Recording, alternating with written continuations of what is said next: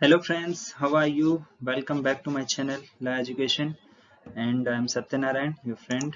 I'm a 2019 batch IPS officer and आज हम बात करते हैं जो दिल्ली और एनसीआर या फिर हम अगर कहें तो जो पूरा गैंगेटिक प्लेन है उसमें जो pollution particularly during winter session जो होता है हम सब लोग इससे परिचित है कि जो सर्दियों का टाइम होता है उसमें दिल्ली और बाकी आसपास के एरिया का एयर पोल्यूशन बहुत ज़्यादा हो जाता है। So what are the factors और यूपीएससी के पर्सपेक्टिव से क्या क्या इंपॉर्टेंट क्वेश्चंस बन सकते हैं या अगर मेंस में क्वेश्चन आता है तो how should we write an answer. So let's discuss all these factors in this video. सबसे पहले अगर फैक्टर्स हम डिवाइड करें तो हम सब लोग जानते हैं कि जो व्हीकुलर एमिशंस जो हैं यानी कि जो गाड़ियों से निकलने वाला धुआं है that is one of the factor. उसके अलावा मोस्टली हम ये सोचते हैं कि बिकॉज सर्दियों के टाइम पे पंजाब और हरियाणा और वेस्टर्न यूपी में जो है वो स्टेबल बर्निंग होती है जिसको हिंदी में पराली जलाना कहते हैं, तो कि यही जो है वो सबसे इम्पोर्टेंट फैक्टर है, लेकिन ऐसा नहीं है। व्हीकुलर एमिशंस तो है ही है, स्टेबल बर्निंग भी है, लेकिन ये छोटे फैक्टर हैं जो दिल्ली और जो गैंगेटिक प्लेन की जो ज्योग्राफी और टोपोग्राफी है और जो यहाँ की विंड कंडीशंस और जो टेम्परेचर हैं ये भी सारे इंपॉर्टेंट कंडीशंस हैं। तो इन दोनों के अलावा विंड यानी हम अभी देखेंगे कि किस तरीके से ये सारे फैक्टर्स दिल्ली में जो है वो पोल्यूशन को कोज करते हैं। टेम्परेचर डेफिनेटली सर्दियों के टाइम पे या विंटर के टाइम पे टेम्परेचर गिर जाता है, और टोपोग्राफी यानी कि ये जो एरिया है इसकी टोपोग्राफी कैसे यहाँ पे पोल्यूशन को कोज करती है। तो सबसे पहले देखते हैं वेदर एंड लोकल कंडीशंस यानी कि विंड जो है वो किस तरीके से अफेक्ट करती है।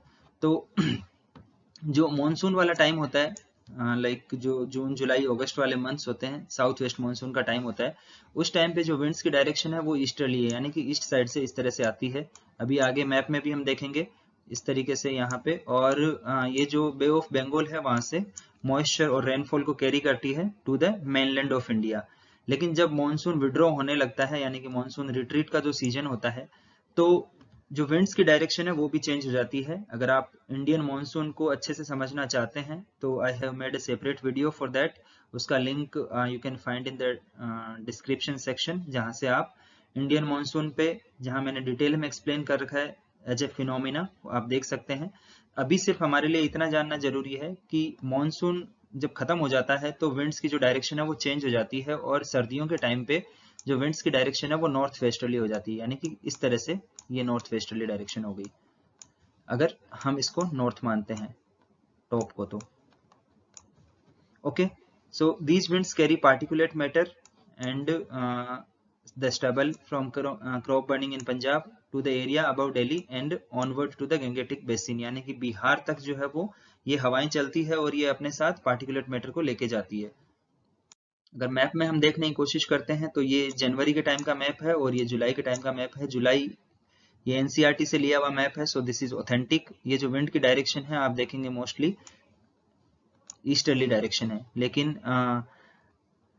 विंटर सेशन के टाइम पे जो है वो ये डायरेक्शन रिवर्स हो जाती है। सो ये आपको पता होना चाहिए। सो एक व्हीकुलर एमिशंस और स्टबल बर्निंग के अलावा जो इम्पोर्टेंट पहला फैक्टर है वो ये हो गया हमारा रिवर्सल ऑफ विंड डायरेक्शन। जो दिल्ली में पोल्यूशन कोज करती है, दिल्ली और ओवरऑल एनसीआर रीजन में, वो है टेम्परेचर। तो हम सभी लोग जानते हैं कि ड्यूरिंग विंटर सेशन जो एवरेज टेम्परेचर है वो फॉल कर जाता है। It is somewhere around 10 to 12 degree Celsius, और जब पीक सर्दी होती है तो it even comes down up to 4-5 degree Celsius. So temperature की वजह से क्या होता है कि एटमॉस्फेयर में टेम्परेचर इन्वर्जन का फिनोमिना होता है। सो उसकी वजह से जो है it contributes to the increased pollution levels. Map में हम अगली स्लाइड में देखेंगे, लेकिन उसके पहले हम थ्योरी समझने की कोशिश करते हैं कि जब टेम्परेचर गिरता है तो जो इन्वर्जन हाइट होती है जो नीचे आ जाती है। समर के टाइम पे ये जो इन्वर्जन हाइट है वो ऊपर रहती है, लेकिन विंटर के टाइम पे इट कम्स डाउन। और when large concentrations of pollutants in the air hang closer to the surface and leads to worsening of the air quality index। यानी कि हम एक बहुत सिंपल सा एग्जांपल लेके समझते हैं कि एक आपका बॉक्स मान लीजिए खुला, और उस बॉक्स में एयर के पार्टिकल्स हैं। अब अगर उस पर ढक्कन लगा दिया हमने तो वो जो एयर के पार्टिकल्स हैं वो कॉन्सेंट्रेशन बढ़ जाएगा, वो नीचे आ जाएंगे। तो यही सेम फिनोमिना होता है। और यहाँ पे जो इम्पोर्टेंट पॉइंट है नोट करने वाला वो ये है कि जो विंड की डायरेक्शन जो समर टाइम में है वो भी नॉर्थ वेस्टर्ली होती है। The direction of the wind जो हम सर्दियों में होता है वही same direction north westerly summer में भी होती है, लेकिन उस टाइम पे टेम्परेचर इतना हाई होता है कि जितने भी पार्टिकल्स हैं वो सब ऊपर चले जाते हैं, हवा गर्म होती है और हवा गर्म होके ऊपर चली जाती है। Because of the very high temperature over the Indo-Gangetic plain, it ensures that the pollutants that it brings, जिसमें डस्ट भी शामिल है, does not hang low. But सर्दियों के टाइम पे ये सारा जो जितना भी पार्टिकुलेट मैटर और जितने भी पोल्यूटेंट्स हैं ये सब के सब उस इन्वर्जन लेयर के ऊपर नहीं जा पाते हैं, यानी कि जो एक वो हम टेम्पररी या इमेजिनरी ढक्कन मान लेते हैं उस ढक्कन को क्रॉस नहीं कर पाते हैं। सो समर में ये वेंटिलेशन हो जाता है, लेकिन अक्टूबर नवंबर और दिसंबर में ये जो वेंटिलेशन वाला फिनोमिना है वो नहीं हो पाता है और सारी की सारी हवा जो है वो नीचे ही रह जाती है। यहाँ हम समझते हैं मैप या फिगर के थ्रू। दिस इज समर में क्या होता है कि नीचे की एयर गर्म होती है, हॉट एयर होती है, और ऊपर की एयर जो है वो कूल होती है, तो ये हॉट एयर ऊपर चली जाती है और इस वजह से सारे पार्टिकुलेट मैटर जो है, ये पार्टिकुलेट मैटर हैं यानी कि पॉल्यूटेंट है, ये डिस्पर्स हो जाते हैं। लेकिन ये सर्दियों के टाइम पे नहीं हो पाता। सर्दियों के टाइम पे नीचे ठंडी हवा होती है और ऊपर जो है वो ठंडी हवा होती है, लेकिन बीच में एक हॉट लेयर या हॉट एयर की एक लेयर बनती है जिसको इन्वर्जन लेयर कहते हैं, और ये बेसिकली ढक्कन की तरह काम करता है और ये सारे पार्टिकुलेट मैटर जो है वो इस वाली लेयर को क्रॉस नहीं कर पाते हैं और ऊपर की कोल्ड एयर में ये सारा जो पार्टिकुलेट मैटर है वो नहीं जा पाते हैं। इस वजह से ये पोल्यूशन जो है वो कॉन्सेंट्रेशन यहाँ पे बढ़ जाती है। इसके अलावा जो दिल्ली की ज्योग्राफी या जो टोपोग्राफी है वो भी इम्पोर्टेंट फैक्टर प्ले करती है, बिकॉज जो इंडो गैंगेटिक प्लेन्स है वो नॉर्थ में हिमालय से घिरा हुआ है, हम सभी लोग जानते हैं, और साउथ में जो है वो हमारा मालवा और डेक्कन प्लेट्यू है, और साउथ वेस्ट में अरावली माउंटेन्स है।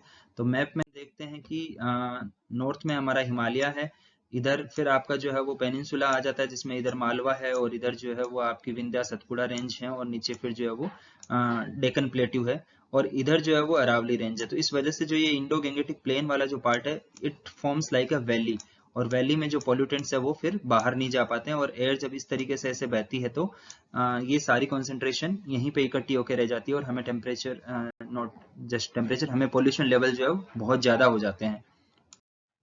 So the confluence of meteorological conditions, high vehicular pollution levels and topography, ये सारे फैक्टर जब मिलते हैं when they come together typically in the period from October to December, the pollution level in Indo-Gangetic plain overshot कर जाता है जो threshold limit होती है उसको, और बहुत ज़्यादा पोल्यूशन हम फेस करते हैं।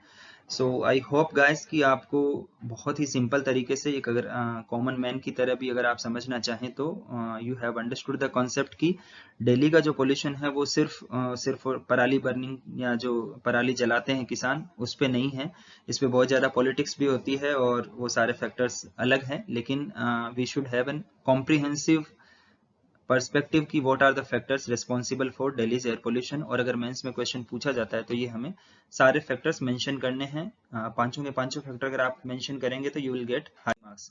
So thank you so much for patience listening, and like this video, subscribe to the channel and share this video which is I think you feel informative। ये informative video जो है वो आप बाकी लोगों के साथ शेयर करिए ताकि और ज़्यादा लोग भी इसका बेनिफिट उठा सके। Thank you so much, have a nice day।